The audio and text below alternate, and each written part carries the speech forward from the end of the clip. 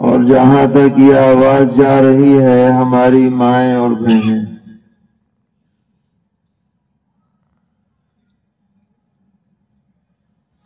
مدرسوں کا ایک بڑا اہم فائدہ یہ بھی ہے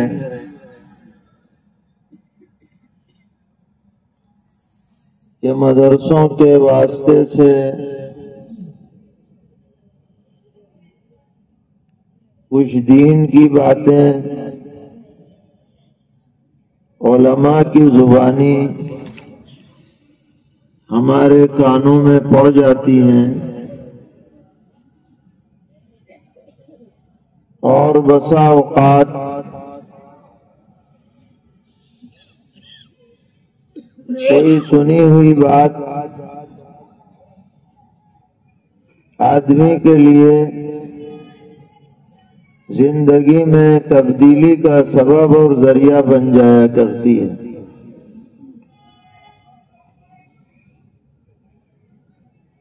ہدایت دینا اللہ تعالی کے ہاتھ میں ہے،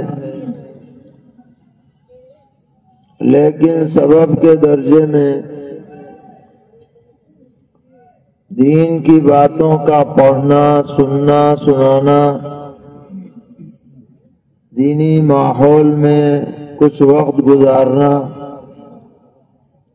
یہ ہدایت کا بڑا سبب بنتا ہے۔ اس لیے ہم جب بھی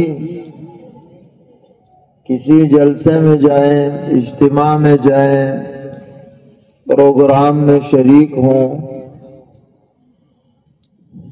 تو اصلاح کی نیت سے ہمیں علماء کی باتیں سننی چاہیے۔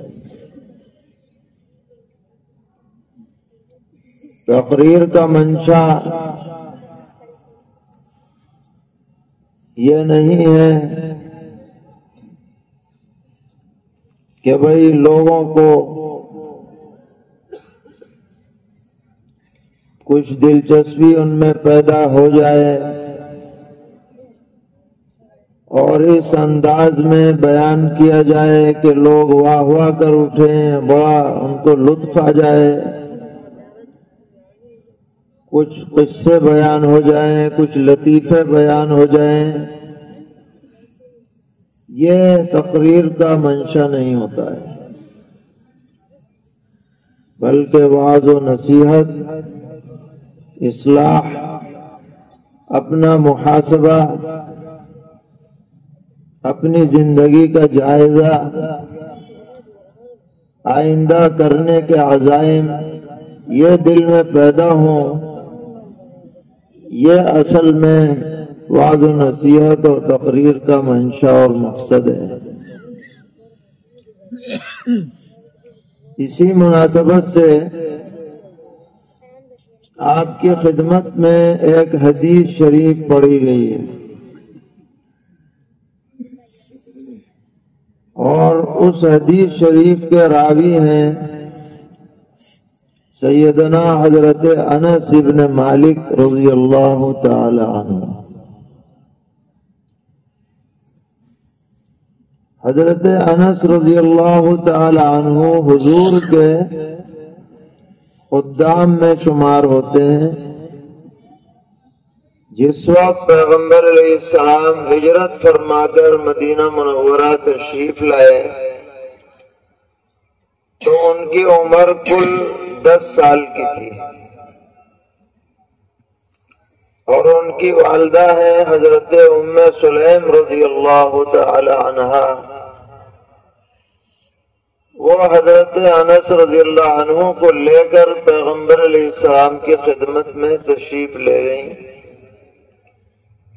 اور عرض کیا کہ ھذا خویدمک یا رسول اللہ، اے اللہ کے رسول، یہ آپ کا چھوٹا سا خادم ہے، آپ اس سے خدمت لیا کیجئے۔ چنانچہ حضور نے ان کی درخواست قبول فرمائی اور سیدنا حضرت انس رضی اللہ عنہ فرماتے ہیں کہ میں نے 10 سال حضور کی خدمت کی ہے، لیکن کمال کی بات یہ ہوئی کہ اس 10 سال میں پیغمبر علیہ السلام نے نہ کبھی مجھے ڈانٹا، نہ پھٹکارا، نہ مارا، انتہائی شفقت کا معاملہ فرمایا۔ اگر کسی کام کو کہا اور میں نے نہیں کیا تو کبھی پوچھا نہیں کہ تم نے کیوں نہیں کیا، اور کبھی کوئی کام کر لیا تو کبھی آپ نے اس پر ناگواری کا اظہار نہیں فرمایا۔ فرماتے ہیں میں نے تو ایسا عظیم اور مشفق اور مہربان آقا میں نے تو کسی کو دیکھا ہی نہیں حضور کے علاوہ۔ فرماتے ہیں کہ پیغمبر علیہ السلام نے میرے لیے 3 دعائیں فرمائیں، جن میں سے 2 دعا تو زندگی میں دیکھ لی ہیں اور 1 دعا کا منتظر ہوں۔ کیا ہے وہ 3 دعائیں؟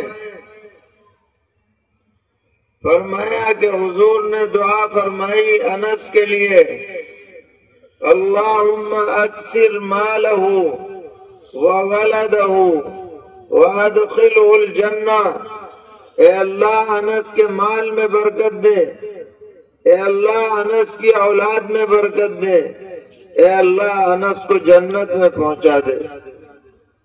فرمایا کہ حضور کی دعا کی برکت سے مال میں تو ایسی برکت ہے کہ میرے باغ میں سال میں 2 مرتبہ پھل آتے ہیں، دنیا والوں کے ہاں 1 مرتبہ آتے ہیں، میرے باغ میں 2 مرتبہ پھل آتے ہیں۔ اور آج تک جس کاروبار میں حصہ لے لیا وارے نیارے ہو گئے۔ لوگ میرے پاس آتے ہیں، کہتے ہیں حضرت ہمارے ساتھ کچھ شرکت کر لیجئے کاروبار میں تاکہ حضور کی دعا کا اثر ہمیں بھی مل جائے۔ تو خوب اللہ نے مال دیا اور فرمایا کہ اولاد کی برکت کا حال یہ ہے کہ میری زندگی میں 100 سے زیادہ بچے پوتے پڑوتے دنیا سے گزر گئے، جو زندہ ہیں ان کی تو تعداد ہی کا پتہ نہیں، پورا محلہ آباد ہے، کیونکہ حضور نے اولاد میں برکت کی دعا دی ہے۔ اور فرمایا کہ اب منتظر ہوں آخری دعا کا کہ انشاءاللہ جنت میں بھی اللہ تعالیٰ پہنچا دے۔ تو حضور کے جو بڑے پیارے صحابہ ہیں اور بڑے قریبی صحابہ ہیں، ان میں سیدنا حضرت انس رضی اللہ عنہ کا نام آتا ہے، اور ان کی والدہ حضرت ام سلیم رضی اللہ تعالی عنہا بھی بڑی شان والی خاتون تھیں، اور پیغمبر علیہ السلام کے گھرانے سے حضرت انس کے گھرانے کا بالکل خاندانی گویا کے تعلق تھا۔ وہ اس روایت کے راوی ہیں، فرما رہے ہیں کہ نبی اکرم صلی اللہ تعالی علیہ وسلم نے ارشاد فرمایا کہ قیامت کی علامات میں سے 4 باتیں خاص طور پر یاد رکھنے کے قابل ہیں۔ ویسے تو قیامت کی بہت سی علامتیں ہیں، کچھ قریبی ہیں، کچھ دور کی ہیں، لیکن ان علامتوں کو پیغمبر علیہ السلام نے اس لیے بیان فرمایا تاکہ امت کے افراد ان کی روشنی میں اپنا جائزہ لے سکیں۔ اس حدیث شریف میں 4 علامتیں بیان ہوئی ہیں۔ پہلی علامت یہ ہے کہ ان من اشراط الساعۃ ان یرفع العلم، قیامت کی علامتوں میں سے یہ ہے کہ علم دین امت سے اٹھا لیا جائے گا۔ علم سے مراد یہاں علم دین ہے، عام علم مراد نہیں ہے، کیونکہ عام علم کا تو حال یہ ہے جیسے جیسے قیامت قریب آئے گی دنیا کا علم بڑھتا چلا جائے گا، گھٹے گا نہیں بڑھے گا۔ سائنس کا، ٹیکنالوجی کا، انجینئرنگ کا اور فلاں کا وہ سب بڑھے گا، گھٹے گا علم دین، یرفع العلم، علم اٹھا لیا جائے گا۔ وَيَثْبُتَ الْجَهْلُ، اور دین سے ناواقفیت عام ہو جائے گی۔ قرآن پڑھنے والے، مسائل جاننے والے، صحیح علم کے حاملین معاشرے میں کم ہو جائیں گے، جاہلوں کی تعداد زیادہ ہو جائے گی۔ یثبت الجہل، فرمایا وَيُشْرَبَ الْخَمْرُ، اور دنیا میں شراب پی جانے لگے گی، عام ہو جائے گی، ہر طرف شرابی نظر آئیں گے۔ اور فرمایا وَيَفْشُ الزِّنَا، اور بدکاری بالکل پھیل جائے گی، بے حیائی، بے غیرتی، بے شرمی، ننگا پن، عریانیت، یہ معاشرے میں بالکل عام ہو جائے گی۔ یہ چاروں علامتیں جو پیغمبر علیہ السلام نے بیان فرمائی، تقریباً سب کی سب ہمارے معاشرے میں پائی جا رہی ہیں۔ مدرسے بے شک بہت ہیں،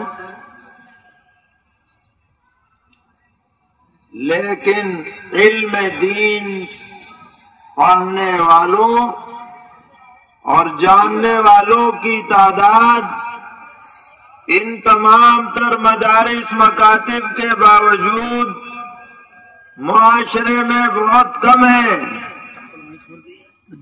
آبادی کے اعتبار سے۔ آپ نے سنا ہوگا کہ پچھلی حکومت نے ایک کمیٹی بنائی تھی تحقیق کے لیے کہ مسلمان کتنی تعداد میں تعلیم حاصل کرتے ہیں، تو اس نے رپورٹ دی چھان بین کرنے کے بعد کہ 100 میں صرف 3 یا 3.5% بچے مکتب یا مدرسے میں جاتے ہیں، 96.5% بچے یا تو پڑھتے ہی نہیں ہیں یا تو اسکولوں میں جاتے ہیں۔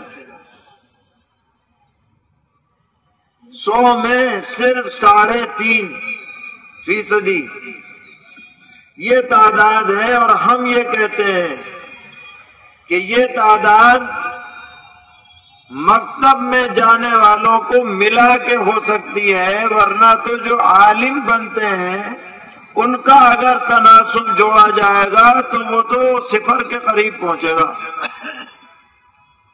1 لاکھ میں کتنے عالم ہیں آپ خود اندازہ لگا لیجیے، 1 لاکھ میں کتنے حافظ ہیں آپ خود سروے کرا کے دیکھ لیجئے۔ اکثریت معاشرے کی علم دین سے محروم ہے۔ جوان لوگ ہمارے پاس آتے ہیں، روزگار نہیں چل رہا، کمانے کی پریشانی ہے، تو چاہتے کیا ہے کہ مفتی صاحب دم کر دیں، ہمیں کچھ نہ کرنا پڑے، دم کرنے سے کاروبار چل جائے، یا زیادہ سے زیادہ تعویذ دے دیں۔ تعویذ میں بڑی طاقت بتائی جاتی ہے۔ تو ہم کہتے ہیں کہ بھائی کاروبار نہیں چل رہا تو آپ رات میں سونے سے پہلے سورہ واقعہ پڑھ کے دعا کیجیے۔ اس صورت میں اللہ نے تاثیر رکھی ہے کہ جو پابندی سے سورہ واقعہ پڑھے گا انشاءاللہ کبھی فقیر نہیں ہوگا، برکت ہوگی اسے۔ تو اکثر نوجوان بغلیں جھانکنے لگتے ہیں کہ جی کہاں ہے سورہ واقعہ، ہم نے تو پڑھی نہیں۔ زیادہ کہو تو کہتے بیوی پڑھ لے گی۔ کیا وجہ ہے؟ ہم نے قرآن نہیں پڑھا۔ آج آپ جائزہ لیں اپنے گاؤں کا، اپنے شہر کا، ایک ایک گھر کا جا کر کے، تو اکثریت آپ کو وہ ملے گی جو پورا قرآن پڑھے ہوئے نہیں ہے۔ یہ تو جماعت کی برکت ہے کہ لوگوں کو قل ہو اللہ سورہ فاتحہ یاد ہو جاتی ہے نماز پڑھنے کے لیے۔ اگر یہ محنت بھی نہ ہوتی تو اتنی بھی تعداد نہ ہوتی جو قل ہو اللہ پڑھنے والے ہیں، جو چھوٹی صورتیں پڑھنے والے ہیں۔ تو یہ منظر جو حضور نے بیان فرمایا کہ یرفع العلم، علم دین امت سے اڑ جائے گا، یہ ہم اپنی آنکھوں سے دیکھ رہے ہیں۔ یثبت الجہل، چھوٹے چھوٹے دین کے مسئلے لوگوں کو پتہ نہیں ہے، پاکی ناپاکی کے مسئلے پتہ نہیں ہیں۔ کوئی آسان سا مسئلہ بیان کرو تو آدمی آنکھ کھول کے دیکھتا ہے کہ اچھا ایسا مسئلہ ہے، ہمیں تو پتہ ہی نہیں تھا، حالانکہ وہ بنیادی مسائل میں سے ہے۔ یہ آج معاشرے کا نقشہ ہے، یہ کوئی ہوائی بات نہیں ہو رہی، حقیقی صورتحال ہے ہمارے معاشرے کی۔ جس کے پاس ذرا سا پیسہ آ جاتا ہے وہ اپنے بچے کو مدرسے میں بھیجنا اپنی بے عزتی سمجھتا ہے کہ میں چودھری ہو گیا، میں بھیج دو بچوں کو، ناک کٹ جائے گی۔ ہائی فائی اسکول میں بھیجے گا، اسٹینڈرڈ میں بھیجے گا، ہزاروں روپے داخلے میں خرچ کرے گا، وائی ٹائی لگا کر کے بھیجے گا، اس میں اپنی عزت سمجھتا ہے۔ چاہے اس بچے کو قرآن پڑھنا آئے یا نہ آئے، ٹوٹی پھوٹی انگلش پڑھنی آ جائے تو بڑا خوش ہوتا ہے۔ یہ آج معاشرے کا حال ہے۔ یہ حضور نے تنبیہ کی تھی کہ زمانہ آئے گا کہ معاشرے سے علم دین اڑ جائے گا اور معاشرہ علم دین سے جاہل ہو جائے گا۔ یرفع العلم ویثبت الجہل۔ تو اس صورتحال کو بدلنے کی ضرورت ہے۔ آپ یہ مت سمجھیے گا کہ ہم یہ کہہ رہے ہیں کہ آپ اسکول میں نہ پڑھائیے، آپ انجینئر نہ بنائیے، آپ ڈاکٹر نہ بنائیے، ضرور بنائیے، بالکل لازم ہے کہ آپ بنائیے، لیکن علم دین سے اپنے بچوں بچیوں کو محروم مت رکھیے۔ جتنا علم دین سیکھنا فرض ہے ایک مسلمان کو ایمانی زندگی اپنانے کے لیے، اتنے علم کا اہتمام کرنا ہر مسلمان کی ذمہ داری ہے۔ آپ مکتب میں بھیجیں، مدرسے میں بھیجیں، اپنے گاؤں میں، اپنے شہر میں جا بجا تعلیم کا انتظام کریں۔